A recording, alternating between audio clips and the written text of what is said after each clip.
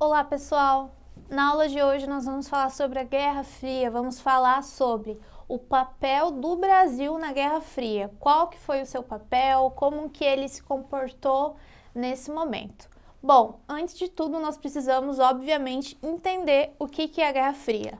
Então a Guerra Fria foi, melhor dizendo, por que fria? Fria porque não houve derramamento de sangue, foi uma guerra ideológica.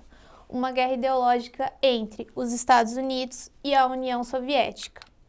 Então o mundo ficou dividido entre dois blocos, que é o bloco capitalista, Estados Unidos, e o bloco comunista, a União Soviética. Essa disputa influenciou diretamente a política de vários países. E aqui eu trago uma imagem para vocês que retratam exatamente essa disputa nesse período. De um lado, representando a União Soviética e de outro representando os Estados Unidos. Foi uma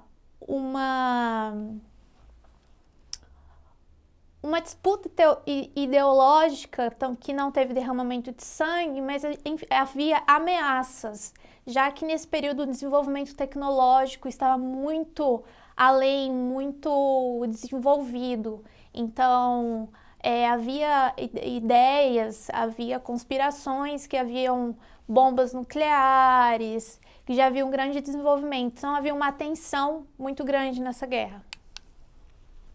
E o Brasil, como que fica o Brasil no contexto da Guerra Fria? Bom, o Brasil ele integra o bloco capitalista. Em 1961, o presidente João Goulart desenvolveu uma política externa independente do apoio das superpotências. Jango fortaleceu internamente os movimentos sindicais, estudantis, camponeses e populares. Então, observem, como eu já estou trazendo nos vídeos anteriores, o Jango já tem umas medidas mais versando para dialogar com a grande massa. O presidente promove uma ação política entre o Brasil e a União Soviética, desencadeando atritos com as lideranças políticas, econômicas e militares do Brasil. Então, João Goulart, ele já tem uma forte oposição, toma essas medidas ainda de tentar dialogar com a União Soviética e, obviamente, que ele sofre muito com a oposição em cima do seu governo. Bom, em fevereiro de 1964, Jango anuncia as reformas de base, que entre elas está a reforma agrária, que desagrada muito a burguesia e a grande classe brasileira, os militares, a sua oposição.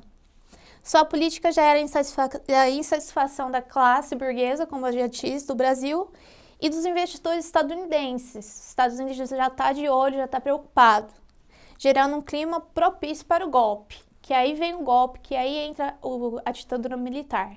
Então vejam o cenário político, ideológico, econômico que institui e que fomenta o início da ditadura militar no país. E aqui eu trago duas imagens para vocês de jornais da época. O primeiro pontua, melhor dizendo, o povo com Jango começa a reforma. Então já é adesão popular, o povo já querendo que as medidas de Jânio Quadros, de João Goulart, entrem no poder. E do outro lado vem oposição de desespero, derrubar Jango antes da reforma, a necessidade que Jango não faça essas reformas e que ele caia do poder. Bom, em 31 de março de 1964, o presidente João Goulart ele foi deposto por um golpe civil-militar. Por que ele é também um golpe? Porque ele é chamado também de um golpe civil, porque teve apoio da alta burguesia e também teve apoio da CIA, dos Estados Unidos, que estava presente nesse golpe. Então, em geral, esse foi o contexto do Brasil na Guerra Fria, como que ele se comportou, como estava o cenário político nesse momento. E como que a ditadura militar iniciou-se também nesse momento no país. Eu espero que vocês tenham compreendido. Espero também que, caso tenha dúvidas, acessem a apostila. Espero vocês no próximo vídeo. E é isso, pessoal. Tchau, tchau!